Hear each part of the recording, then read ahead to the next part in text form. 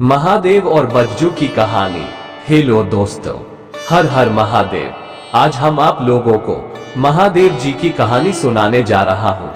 अगर आप लोग नए हैं तो इस चैनल को सब्सक्राइब जरूर करें।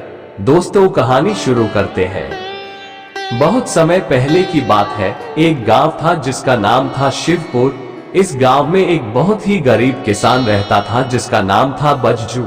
बज्जू बहुत मेहनती था, लेकिन उसकी फसलें अक्सर सूख जाया करती थी और वह हमेशा भगवान शिव से प्रार्थना करता कि उसकी मेहनत का फल मिले। बज्जू का भगवान शिव के प्रति गहरा आस्था थी। वह रोज सुबह शिव मंदिर जाता और भगवान शिव की पूजा करता। एक दिन जब बज्जू बहुत निराश था, तब उसने शिव जी से प्रार्थना की, हे भोलेनाथ, मैं बहुत परेशान हूँ। मेरी मेहनत का फल मुझे नहीं मिल रहा है, कृपया मेरी मदद करें। उस रात बज्जू को सपने में भगवान शिव प्रकट हुए और बोले, बज्जू, तुम्हारी मेहनत का फल तुम्हें जरूर मिलेगा। कल सुबह तुम नदी किनारे जाना, वहां तुम्हें एक अद्भुत चीज मिलेगी। सुबह होते ही बज्जू नदी किनारे गया। वहां उसे एक बहुत बड़ा पत्थर मिला जो अद्भुत रूप से चमक रहा था। बज्जू ने उस पत्थर को उठाया और अपने घर ले आया। उसे कुछ समझ नहीं आ रहा था कि इस पत्थर का क्या करे। तभी उसे एक आवाज सुनाई दी, बज्जू, ये पत्थर एक शिवलिंग है। इसे अपने खेत में स्थापित करो और रोज इसकी पूजा करो। तुम्हारी सारी परेशानियां दूर हो जाएंगी। बज्जू ने वही किया।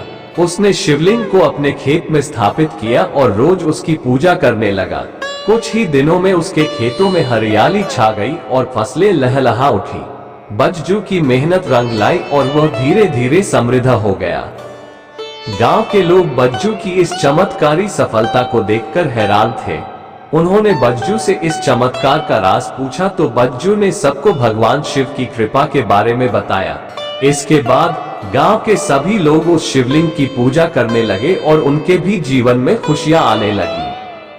बज्जू अब गांव का एक सम्मानित व्यक्ति बन गया और उसने अपनी समृद्धि को गांव के विकास में लगाने का निर्णय किया। उसने एक बड़ा शिव मंदिर बनवाया जहां रोज सैकड़ों लोग भगवान शिव की पूजा करने आने लगे। इस प्रकार बज्जू की मेहनत और भगवान शिव की कृपा से शिवपुर गांव एक समृद्ध और खुशहाल गांव बन गया। शिक्षा। ये कहानी हमें ये सिखाती है कि सच्ची मेहनत और भगवान में अटूट विश्वास कभी व्यर्थ नहीं जाता। कठिनाइयों के बावजूद अगर हम ईमानदारी और श्रद्धा के साथ अपने कर्तव्यों का पालन करते हैं तो हमें अवश्य ही सफलता प्राप्त होती है। बैजू और भगवान शिव की कहानी। लाठी से मारने का कारण तारांकन। बहुत समय पहले एक गांव में बैजू नाम का एक किसान रहता था। बैजू बहुत ही धार्मिक और भगवान शिव का अनन्य भक्त था। वह हर रोज मंदिर में जाकर शिव जी की पूजा करता था और अपनी सभी समस्याओं के समाधान के लिए उनसे प्रार्थना करता था। बैजू की समस्या ये थी कि उसकी फसलें अक्सर बर्बाद हो जाती थी और उसे आर्थिक तंगी का सामना करना पड़ता था। बैजू ने ये सोच रखा था कि भगवान शिव उसकी हर समस्या का समाधान करेंगे, लेकिन जब उसकी प्रार्थनाओं का असर नहीं हुआ और उसकी स्थिति में कोई सुधार नहीं आया तो वह निराश और क्रोधित हो गया। एक दिन अत्यधिक निराशा और गुस्से में आकर बैजू ने मंदिर में जाकर भगवान शिव की मूर्ति पर लाठी से वार करना शुरू कर दिया। वह चिल्लाते हुए बोला, हे भोलेनाथ, आप मेरे भगवान हैं और मैं आपका भक्त। मैंने हमेशा आपकी पूजा की है और आपसे मदद की उम्मीद की है, लेकिन अब तक आपने मेरी एक भी प्रार्थना का उत्तर नहीं दिया। आज मैं आपसे जवाब मांग रहा हूँ। उसके इस कृत्य को देखकर गांव के लोग बहुत हैरान हो गए और उन्होंने बैजू को समझाने की कोशिश की, लेकिन बैजू अपनी जगह पर अड़िग था। तभी भगवान शिव प्रकट हुए और बोले, बज्जू, मैं तुम्हारी पीड़ा को समझता हूँ, लेकिन ये भी सच है कि हर चीज का समय होता है। तुम्हारी कठिनाइयां तुम्हारी परीक्षा थी। तुमने जो किया वो गलत था, पर तुम्हारी भक्ति सच्ची थी, इसलिए मैं तुम्हारी कठिनाइयों को समाप्त करूंगा। इसके बाद भगवान शिव ने बैजू को आशीर्वाद दिया और उसकी फसलें लहलहाने लगी। बैजू को उसकी मेहनत का फल मिला और वो फिर से खुशहाल जीवन जीने लगा।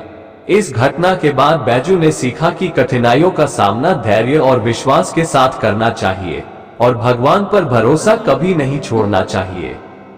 शिक्षा। ये कहानी हमें ये सिखाती है कि कठिनाइयां और परीक्षाएं हमारे जीवन का हिस्सा है और हमें धैर्य और विश्वास के साथ उनका सामना करना चाहिए। किसी भी प्रकार की निराशा या क्रोध में आकर हमें अपने विश्वास को नहीं खोना चाहिए, क्योंकि भगवान हमेशा हमारे साथ होते हैं और हमारी सच्ची भक्ति का उत्तर अवश्य देते हैं। महादेव जी की लीला। भगवान शिव, जिन्हें महादेव के नाम से भी जाना जाता है, हिंदू धर्म के प्रमुख देवताओं में से एक है। उनके बारे में कई प्रसिद्ध कथाएं और लीलाएं हैं जो उनकी अद्भुत शक्ति, दयालुता और न्याय को दर्शाती है। ऐसी ही एक कहानी है महादेव की लीला की, जो उनके अनंत गुणों और अद्वितीयता का उदाहरण है। समुद्र मंथन की लीला। एक बार देवताओं और असुरों के बीच अमृत की प्राप्ति के लिए समुद्र मंथन का आयोजन किया गया। मंथन के दौरान समुद्र से कई रत्न और मूल्यवान वस्तुएं निकली, लेकिन साथ ही एक भयंकर विष, जिसे हलाहल विष कहा गया, समुद्र से प्रकट हुआ। यह विष इतना प्रचंड था कि यह संपूर्ण सृष्टि को नष्ट कर सकता था। सभी देवता और असुर इस विष के प्रभाव से भयभीत हो गए और उन्होंने भगवान शिव से मदद की प्रार्थना की। भगवान शिव ने सृष्टि की रक्षा के लिए इस विष को पीने का निर्णय लिया। उन्होंने विष को अपने हाथ में लिया और उसे पी लिया, लेकिन विष को उन्होंने अपने गले से नीचे नहीं उतरने दिया और उसे वहीं रोक दिया, जिससे उनका गला नीला पड़ गया। इसी कारण उन्हें नीलकंठ कहा जाता है। इस घटना ने ये साबित किया कि भगवान शिव सृष्टि की रक्षा के लिए किसी भी हद तक जा सकते हैं। उन्होंने अपनी करुणा और बलिदान से सभी जीवों की रक्षा की और सृष्टि को विनाश से बचाया।